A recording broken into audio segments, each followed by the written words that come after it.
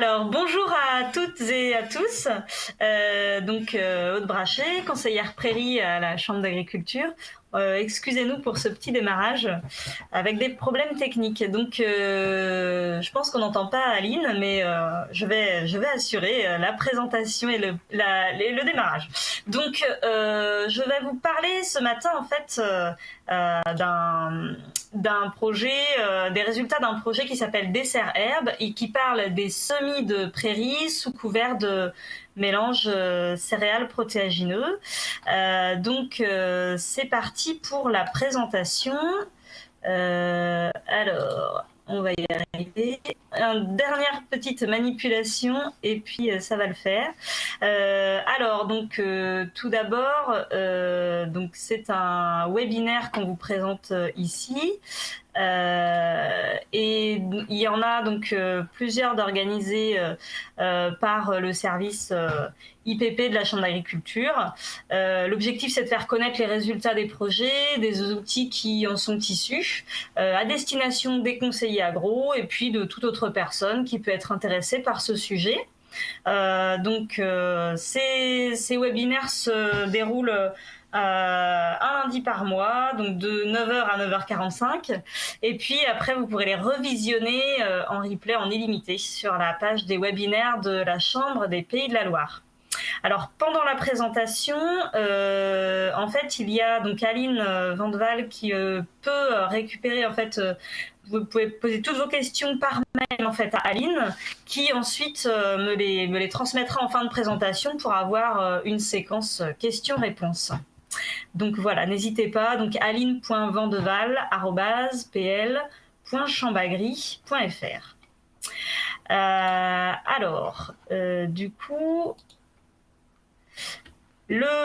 Ce dont on va parler ce matin, c'est donc l'implantation de prairies sous couvert de céréales et plus précisément les résultats du projet Dessert Herbe qui a été mené de 2016 à 2018 avec un financement de la région Pays de la Loire et le ministère de l'Agriculture. Donc, tout d'abord, quel est l'intérêt de semer des prairies sous couvert ? Alors, c'est une technique qu'on a pu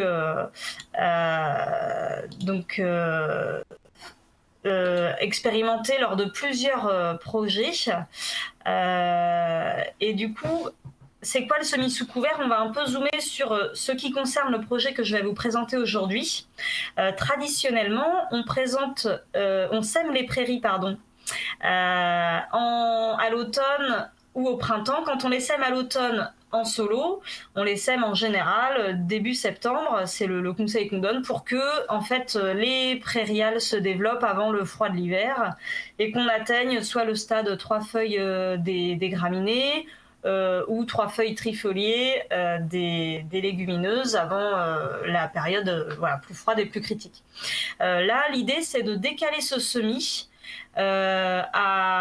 autour du 10-15 octobre, quand on a une fenêtre météo qui s'y prête bien, avec en fait un semis simultané d'une céréale ou d'un mélange céréales protéagineux qui va se semer en fait à 2-3 cm de profondeur, on va dire classiquement, et puis en fait on va semer la prairie en surface le même jour ou le lendemain, enfin dans la foulée.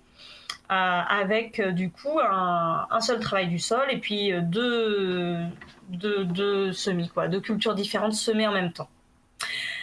Ce mélange-là va être ensuite soit récolté en ensilage, donc en fonction de ce qu'on veut, de la qualité, du volume, donc entre avril, juin, ou alors une récolte en grains. Donc ça, c'est une des techniques qui a été testée. Quels avantages à faire ce semis sous couvert ? Il y en a pas mal. Tout d'abord, contourner l'aléa fin d'été sec. En fait, on a par rapport au semis classique un semis qui donc qui se fait classiquement, on va dire, début septembre. Là, on le décale au 10-15 octobre. On a pu remarquer, donc même avec le réchauffement climatique, et puis même sans ça, des fois, début septembre, c'est quand même sec. Là, on observe des fréquences de début d'automne sec de plus en plus importantes.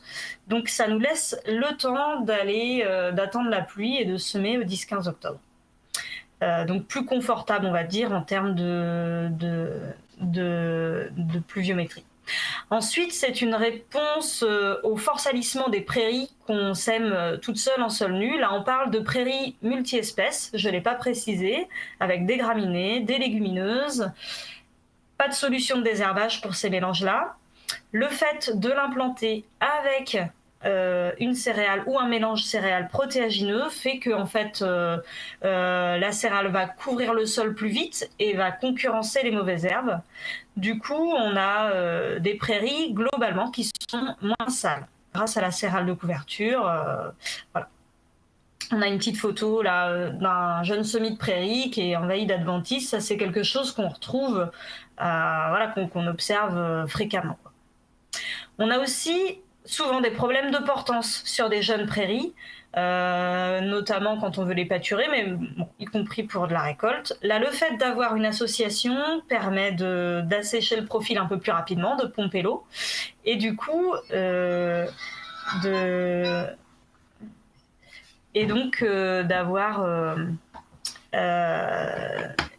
voilà, un couvert plus portant plus vite.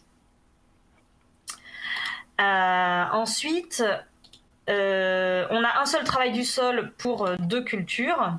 Et puis, on augmente aussi le rendement l'année d'installation de la prairie, puisqu'on ramasse soit en grain, soit en ensilage, donc la double culture. Alors, ensuite, constat et objectif du projet Dessert Herbe. Alors, dessert, c'est pour densité céréales et herbes. J'attends que vous le voyez. Voilà, donc constat. Donc, on a fait une première série d'essais qui s'appelait Un plan prairie de 2011 à 2015, si je ne dis pas de bêtises, qui consistait à tester différentes dates de semis de la prairie et de la céréale de couverture, à l'automne, au printemps, etc. On a observé qu'on a des bons résultats d'installation des prairies quand tout est implanté à l'automne, comme ce que je vous ai montré juste avant, sous couvert de céréales, associés ou non avec des protéagineux. Donc, on a retenu en fait cette modalité qui fonctionne bien. On a vu qu'on n'avait pas de perte de rendement avec une récolte en ensilage de la céréale ou du céréal protéagineux. Par contre, on avait dans certains cas un impact. Quand on récolte la céréale en grains, on avait dans certains cas un impact sur le rendement qui pouvait être important, jusqu'à 30% de perte de rendement. Du coup, pour limiter cet impact, on a voulu jouer dans cet essai-là sur les densités. Donc, je vais le montrer après. Et donc, pour limiter l'impact sur la culture, il faut à la fois une céréale qui soit couvrante. Avec du blé, ça ne fonctionne pas. Ce qui marche correctement, c'est avec de l'avoine, du triticale, on pourrait imaginer de l'orge aussi, et une prairie plutôt à vitesse d'installation lente, c'est-à-dire une prairie plutôt de longue durée. Sur les raigrats hybrides, etc., des choses qui vont vite, il y avait moins d'intérêt. Alors, les objectifs de l'essai Dessert Herbe, c'est de répondre à 2 questions. Peut-on limiter l'impact sur le rendement de la céréale récoltée en grains en jouant sur les doses de semis de céréales et de prairies. Donc, en regardant sur les 2 tableaux. Et puis, du coup, de mesurer l'effet d'une modulation de la dose de semis, de la céréale et de la prairie, à la fois sur le rendement de la céréale et sur la qualité d'implantation de la prairie. L'objectif, c'est quand même d'avoir une prairie de longue durée qui s'implante bien, tout en combinant d'avoir une récolte en limitant la perte de rendement au maximum, voire en limitant pas du tout le rendement. Alors, donc le protocole d'essai, il y a eu 4 sites expérimentaux pour ce projet-là. 2 sites qui ont été conduits en technique bio. Donc, il y a la ferme expérimentale de Torigné d'Anjou en Maine-et-Loire. Alors, pardon, je passe à la diapo suivante. Donc la ferme expérimentale de Torigné d'Anjou et puis des sites d'essai en Vendée, où on avait une association de céréales et de pois fourragers. Et la prairie implantée, c'est une prairie à fleurs variées, composée de 10 kg de fétuque élevé, 8 kg de raigrats anglais, et après en légumineuses, 3 kg de trèfle blanc, 3 kg de trèfle hybride et 3 kg de lotier corniculé. Il y a eu aussi 2 autres sites avec une conduite conventionnelle, à Derval, donc à la ferme expérimentale de Derval, en Loire-Atlantique, et puis à Pouillé-les-Coteaux, donc c'est le site expérimental de Terrena, qui est en Loire-Atlantique aussi. Donc là, la céréale de couverture, c'était du triticale, mais pas de pois fourragé. Et la prairie, plus simple, raigrats anglais et trèfle blanc.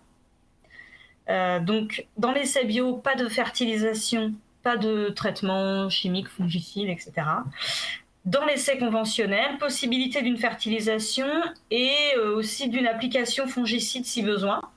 Le but aussi de cet essai conventionnel, c'est de démocratiser cette technique aux agriculteurs conventionnels. Donc on a fait des essais en bloc avec 4 répétitions. Voilà. Alors, 6 modalités ont été testées. En fait, on a joué vraiment sur les densités, comme je l'ai dit avant, de céréales et de prairies. Donc on avait d'abord un témoin sans prairie, avec une dose de céréales de référence, c'est-à-dire une pleine dose de céréales comme on aurait pu le faire donc en bio ou en conventionnel. Dans l'essai bio, on avait 300 grains par mètre carré de triticale et 20 grains par mètre carré de pois. Je répète que c'est pour une récolte en grains. Donc on limite pour limiter l'averse, la densité du pois, avec une prairie à fleurs variées, 27 kg, ça c'est la dose pivot. Dans l'essai conventionnel, donc on avait un triticale pur à 240 grains par mètre carré, et puis une prairie de raigrats anglais trèfle blanc, 20 kg de raigrats anglais, 3 kg de trèfle blanc. Ça, c'est les doses témoins. Donc après, dans nos 6 modalités, donc on a un témoin où il n'y a pas de prairie du tout, avec la dose de référence de céréales, un témoin avec la dose de référence de céréales et la dose classique aussi de prairie, comme si on la semait en pur. Donc on sème les deux modalités en pur. Ensuite, la modalité 3, on a baissé la dose de prairie de 25%. La modalité 4, on l'a augmentée de 25% pour voir l'impact sur le rendement grain et l'implantation de la prairie. Et les modalités 5 et 6, on a diminué la dose dans la 5 de céréales de 17%. Et dans la modalité 6, on a augmenté les densités de semis de céréales de 17%. Voilà. Alors, on passe les mesures réalisées. Donc, on a fait des mesures à la fois sur la céréale ou l'association céréales protéagineux, des peuplements de levée, des peuplements au stade floraison des céréales, donc voilà, et puis le rendement grain avec un tri, et sur la prairie, donc des notations de recouvrement, et puis des rendements en cycle 1, en fait l'automne après le semis, c'est-à-dire en septembre ou début octobre, N+1, au stade pâturage. Alors les résultats, qu'est-ce qu'on a pu observer? Donc, alors d'abord sur l'essai bio, quelques photos. Donc là, c'est les photos sur un essai qui a été fait en Vendée la première année, donc en semi-automne 2016. Donc c'était une parcelle agriculteur. Donc on peut voir sur la première photo, 24 novembre, on a donc le triticale. Là, sur le petit bout de photo, on voit pas de pois, mais triticale et pois qui sont bien développés. Et puis, on peut apercevoir, si on regarde bien, donc les rangs de prairies, de prairiales entre les rangs de céréales qui commencent à se développer. Ensuite, quand on a fait les notations au stade floraison de la céréale, on voit que le couvert est bien développé très haut, là. On voit juste la tête de ma stagiaire dépasser. Et puis, quand on écarte les céréales, on voit que la prairie est bien présente en dessous. Même si elle est à l'ombre, elle est là, quoi. Après la moisson, donc là, la moisson avait été faite cette année-là sur cet essai-là le 19 juillet, et donc la photo a été prise le 25. On voit donc les chaumes qui ont été enlevés, mais on voit des restes de chaumes, et puis les prairies, la prairie en dessous. Donc là, je présente deux modalités différentes, mais dans les deux cas, là, les prairies sont bien implantées. Voilà. Donc ça, c'était au 25 juillet. Et puis là, on se trouve au 16 octobre, donc un an après le semis. On a 3 modalités. Donc en photo, hein, juste pour exemple, hein, la modalité avec moins de prairies, la dose de prairie classique et la forte dose de prairie.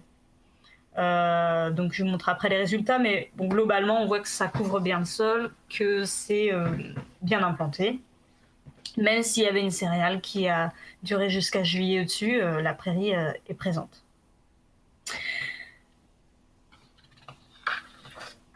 Alors, au niveau des chiffres, donc en moyenne, sur les 5 essais, c'était affiché dans la diapo d'avant. À Torigné, il y a eu 3 années d'essais.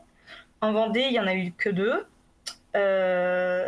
Donc ça fait 5 années fois sites au total.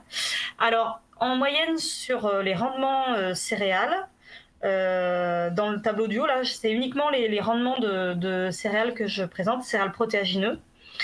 On observe qu'il n'y a pas d'écart significatif. Hein, on est témoin sans prairie, 41,8 quinto-hectares.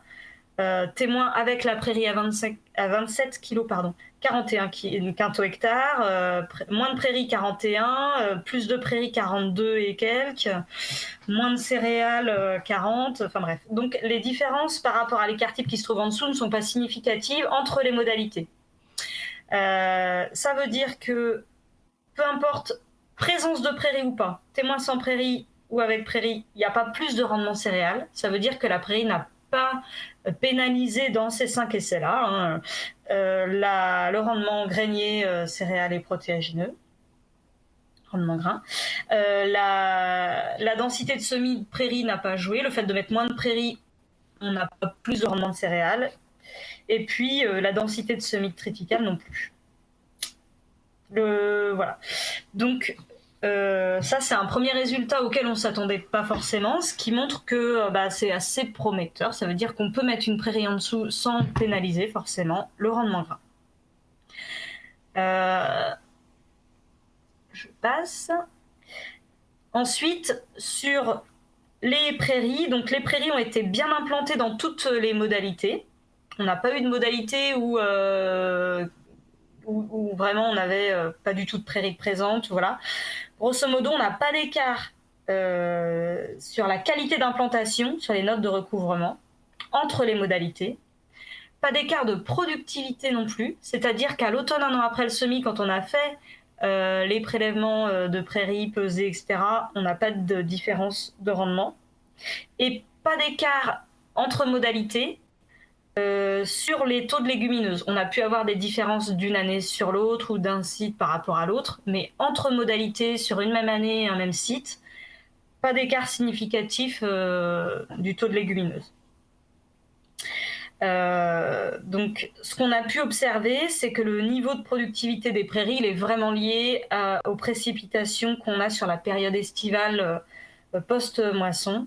En année favorable, par exemple 2017, là, qui était dans l'essai, on a eu à 1,7 tonne de matière sèche de rendement.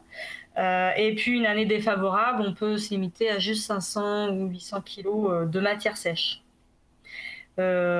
Juste par rapport au pourcentage de légumineuses, voilà, ça dépendait vraiment des années. En Vendée, par exemple, en 2017, on avait 24% de légumineuses.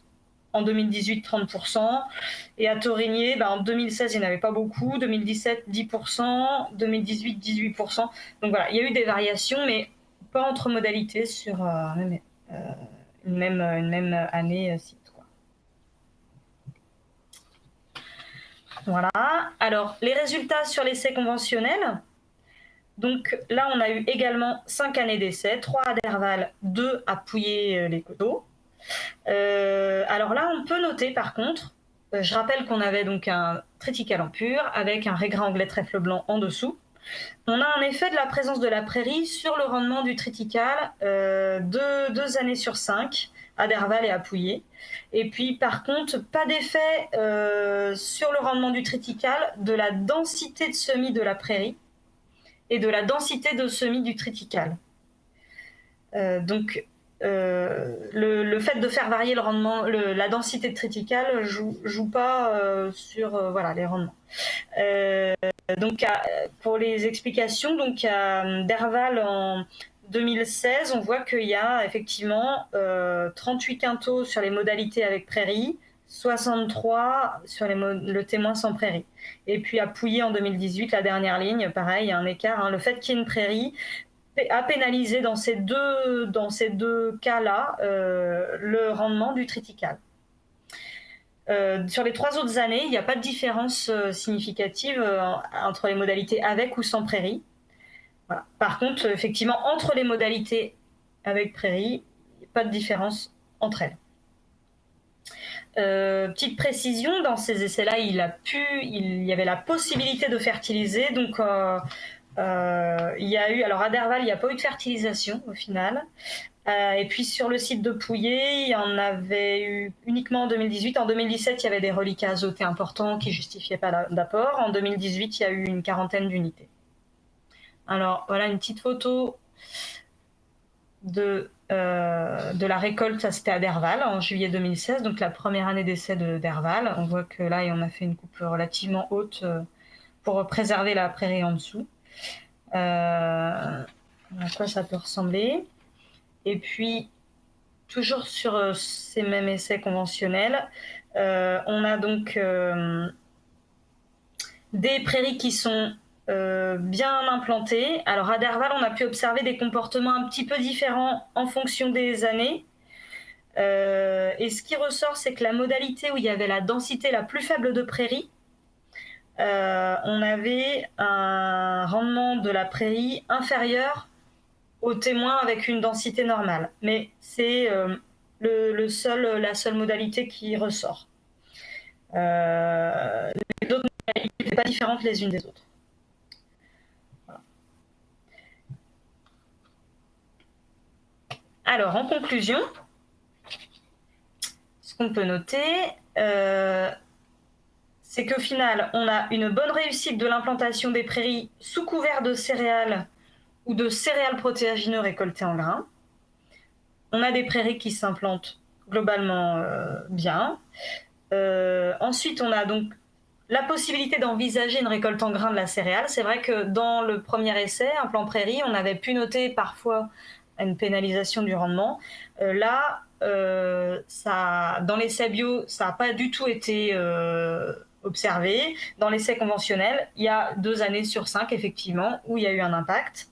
Ce qui nous fait dire que ça paraît plus sécurisant avec une prairie à base de fétuque, en tout cas plutôt lente d'installation, par rapport à un régras anglais, puisque dans l'essai bio, on était sur une base fétuque plus régras, 10 kg de fétuque, 8 kg de régras, et plus des légumineuses. Hein.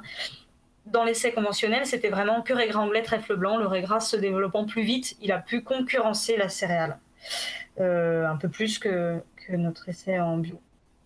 La présence de poids peut renforcer aussi le pouvoir de concurrence de la céréale et donc par rapport à la prairie, donc assurer peut-être un rendement un peu supérieur.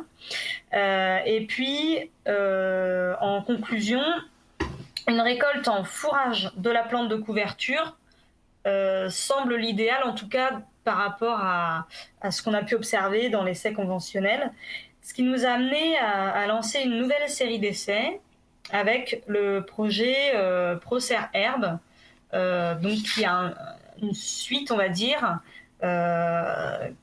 sur cette thématique de semis de prairie sous couvert de céréales protéagineux. Donc là, c'est un essai qui est en cours, on n'a pas encore de résultats, c'était juste pour donc présenter un peu la suite. Donc les constats, on vient de le voir, bon résultat d'installation des prairies à l'automne sous couvert de céréales protéagineux récoltées en ensilage tardif ou en grains. Et puis on a quand même une évolution de l'utilisation de la composition des céréales protéagineux ensilées avec des récoltes qui se font plus précoces avec un objectif protéine. Donc là, pour répondre à ça, l'idée c'était de voir comment va se comporter une prairie sous des mélanges plus riches en protéagineux, récoltés à différentes dates de récolte. Voilà, donc une composition plus riche en protéagineux, récolte plus précoce, permettent-elles de maintenir une bonne qualité d'implantation des prairies? Et puis, est-ce que le fait de récolter plus tôt, on assure un rendement supérieur de la prairie?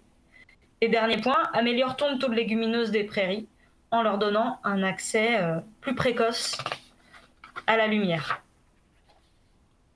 Donc, dans les facteurs étudiés, on a dans ce deuxième essai-là, on a donc différentes modalités avec on est plutôt sur des mélanges donc avec des protéagineux avisés en silage. Donc on avait triticale, pois fourragé, vesse sous une prairie à fleurs variées, ça c'est notre témoin. Donc triticale 250 grains mètre carré, pois fourragé 15 grains, vesse 15 grains mètre carré. Et une prairie à fleurs variées à 27 kilos. Et là, dans toutes les modalités, la prairie à fleurs variées, la densité ne change pas. Ce qui va changer, ça va être la composition du mélange, céréales plus protéagineux, et puis sa date de récolte. Donc ensuite, on avait un mélange avec plus de protéagineux, donc on a diminué par 2 la dose de triticale, et on rajoute 20 grammes mètre carré de févrole. Et le mélange protéagineux plus, avec le triticale remplacé par 40 kg d'avoine, 15 et 15 grammes mètre carré de pois fourragés et de vesse, 40 grammes mètre carré de pois protéagineux, 10 grammes mètre carré de févrole. Donc là, un mélange très riche en protéagineux. Sur ces 2 mélanges-là, on a une récolte précoce début floraison du pois, donc souvent début mai, une récolte intermédiaire à la floraison du triticale et une récolte tardive au stade laiteux-pâteux, donc là où on va optimiser le rendement.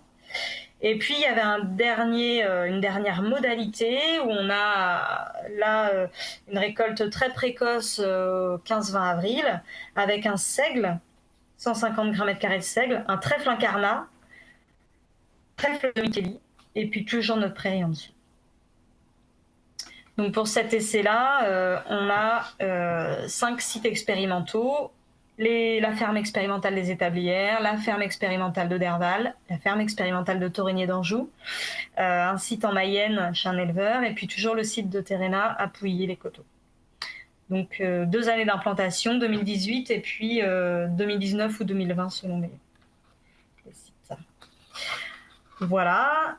Eh bien, les résultats de ce deuxième essai seront attendus donc d'ici 1 an.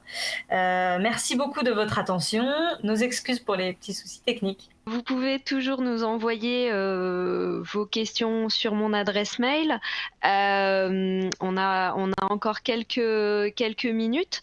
Alors en attendant, moi j'ai 1 ou 2 petites questions à te poser, Aude. Alors en fait, ces prairies implantées sous couvert de céréales, on voit que ça a l'air de plutôt bien marcher. Mais est-ce que ça marche pour tout type de prairies? Voilà, donc prairie à fleurs variées plutôt d'une durée d'implantation longue ou pour une longue durée. Est-ce que ça marcherait aussi pour des prairies de plus courte durée ou alors est-ce que c'est un pari sur une implantation pour une durée assez longue? Alors en fait, on avait testé dans une première série d'essais sur des prairies plus rapides d'installation. C'est pas forcément intéressant, en tout cas en rendement grain, à ne pas faire. Là, le projet présenté, c'était surtout récolte en grain. On a des prairies qui vont trop concurrencer la céréale, par exemple avec un régras hybride, un trèfle violet. Puis d'autre part, c'est des prairies qui s'implantent quand même vite et qui n'ont pas forcément besoin d'une céréale de couverture pour les avantages que j'ai cités au début, une portance plus rapide, meilleure, à limiter les salissements. C'est déjà des espèces qui galopent au démarrage et qui n'ont pas forcément besoin de ça. Après, si c'est pour une récolte en silage, c'est pas grave, en soi, ça va monter dans la céréale et puis on va le récolter. Mais pour récolte en grain, c'est pas pertinent. Ça avait été testé au départ. D'accord, merci. Ok, et du coup, en termes d'usage des prairies, ça peut être des prairies destinées au pâturage, à la fauche, ou il y a des Alors, préférences ou nous, dans l'essai qu'on a mené, c'est plutôt une prairie à destination pâturage, avec une base fétuque, mais quand même presque moitié-moitié la fétuque et raigrats anglais dans l'essai conventionnel, et puis des trèfles, notamment du trèfle blanc, plutôt destination pâturage. Dans l'essai bio, pardon. Dans l'essai conventionnel, c'était raigrats anglais, trèfle blanc, typiquement pâturage. Donc là, dans cet essai, plutôt prairie à vocation pâturage, mais on pourrait imaginer la même chose avec des prairies de longue durée d'installation plutôt lente à base de fétuque, un petit peu de raigrats, admettons, mais moins, du dactyle. On pourrait imaginer la même chose sous des prairies destination fauche à plus lente d'installation. Ok, merci. Alors, si donc, y a-t-il une dernière question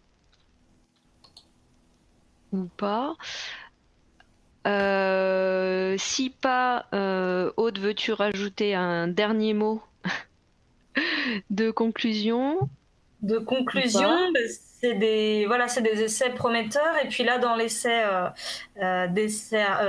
Procer Herbe dont j'ai parlé, il va y avoir un volet où aussi on va essayer de mieux communiquer sur ces résultats d'essais-là pour que ce soit le plus connu possible. C'est quelque chose qui, une fois que les éleveurs ceux qui ont essayé, en général, le refont. Donc c'est quand même super positif. Il y a peu de risques en fait à cette technique-là. Donc il ne faut pas hésiter à en parler. D'accord, très bien. Une dernière question de ma part, est-ce qu'il y a des supports existants, diffusables aux agriculteurs pour leur présenter cette technique? Alors, il est en cours de finition. On a effectivement rassemblé toutes les données de cet essai-là. La plaquette doit sortir dans l'été, quoi. D'accord, il fera partie du coup des publications qui seront diffusées largement à la fois aux conseillers et aux agriculteurs. Ouais. Ok, merci Aude. Alors du coup, pour terminer, on vous a remis le programme des prochains webinaires. Donc le prochain se tiendra le 25 mai matin, aux mêmes horaires, avec, on l'espère, un petit peu moins de soucis techniques. On aura deux webinaires successifs de présentation de résultats des essais en agriculture biologique. Le dernier webinaire qu'on avait prévu fin mars sur l'essai système divers impacts a dû être reporté du fait du contexte, et donc nous allons prochainement vous proposer une nouvelle date. Donc à suivre sur l'intranet et dans la lettre interne des agros. Rendez-vous le 25 mai pour le prochain webinaire. Je vous remercie de votre participation. Merci Aude, et encore désolée pour ces contraintes techniques au démarrage. On vous souhaite une très bonne journée. Au Merci. revoir. Au revoir. Bonne journée à tout le monde.